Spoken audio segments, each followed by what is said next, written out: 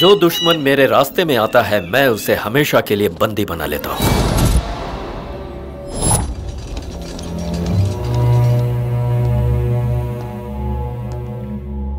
Doctor, कैसी condition है इसकी? सर पर मार ज्यादा लगी है सर, लेकिन कोई खतरा नहीं है। सिर्फ 3 महीने की ट्रीटमेंट चाहिए इन्हें, फिर ये नॉर्मल हो जाएंगे। नहीं होना चाहिए, किसी भी हालत में ये नॉर्मल नहीं होना चाहिए।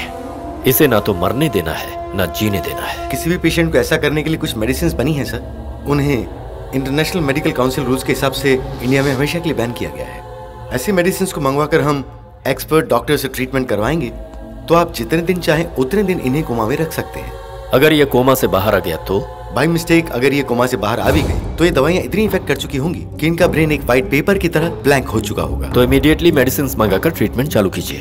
दुनिया का सबसे अक्लमंद इंसान कहीं न कहीं गलती जरूर करता है। इसने भी वही किया है। इस केस की इन्वेस्टिगेशन की सारी डिटेल्स की फाइल बनाकर इसने फायरवॉल के सिस्टम में लॉक कर दिया है, जिसे सिर्फ यही खोल सकता है।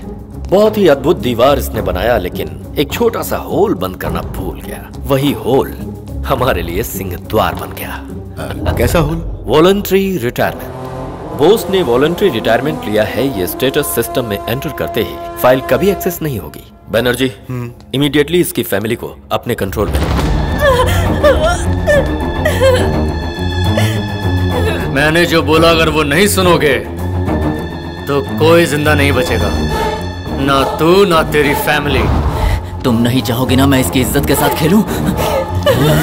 उसे कुछ मत करो, हम तुम्हारी बात मानने को तैयार हैं। प्रसाद, हमारी कोई भी चाल अननेचुरल ना लगे। पब्लिक की आंखों में धूल झोंकने के लिए उस पर ड्रंक एंड ड्राइव का केस बनाओ। इस तरह से मैंने तुम्हें एक जिंदा लाश बनाकर रख दिया था, लेकिन मेरी बदनसीबी कि कोमा में रहते हुए तुम्हारी एक दिन सांसें रुक गई। He is dead! No! ऐसा नहीं होना चाहिए।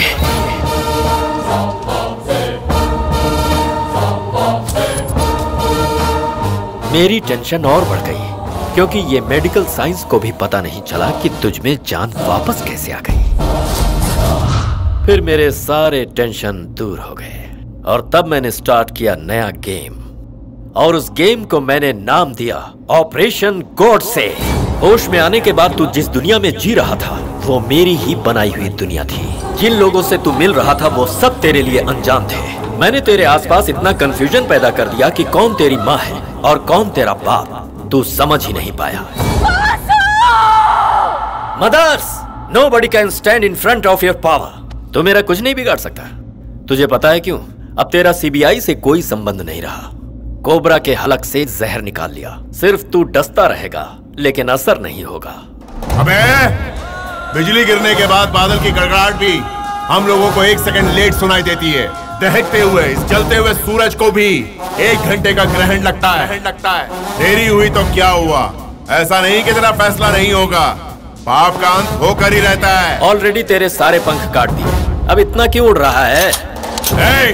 मेरा टेम्परेचर इतना है कि तेरा डीएनए टेस्ट करने के लिए मुट्ठी भर राख भी नहीं मिलेगी। तुझसे गलती हो गई कि तूने मेरा नाम गॉडसे रखा।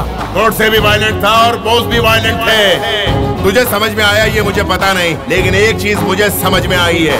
गॉड से यानी गॉड ने बोला कि तेरा फैसला मेरे हाथों होगा। अभी मैं तुझे नहीं मारूंगा। जानता किस लिए? मेरे हाथों मरेगा तो तेरा नाम इतिहास में लिखा जाएगा। जिस दिन तेरा बाप दुनिया के सामने उजागर होगा उस दिन तू सड़क पर मरेगा। तू कितना घटिया है ये मैं सबको बताऊंगा चीफ मिनिस्टर। तेरा चैप्टर क्लोज करने का काउंटडाउन शुरू हो गया है। इस खेल की बाजी मेरे हाथ है। खेल तूने शुरू किया, खत्म मैं करूंगा। तेरे और मेरे बीच का फासला सिर्फ 3 फुट का रहेगा। आज के बाद तेरी तरफ बढ़ाया हुआ मेरा हर कदम तेरे विनाश के लिए होगा। तू बचना भी चाहे तो जमीन के अंदर धंसता ही चला जाएगा। तू भागना चाहेगा तो भाग नहीं पाएगा। तुझे छुपने के लिए ये आसमान भी छोटा पड़ेगा।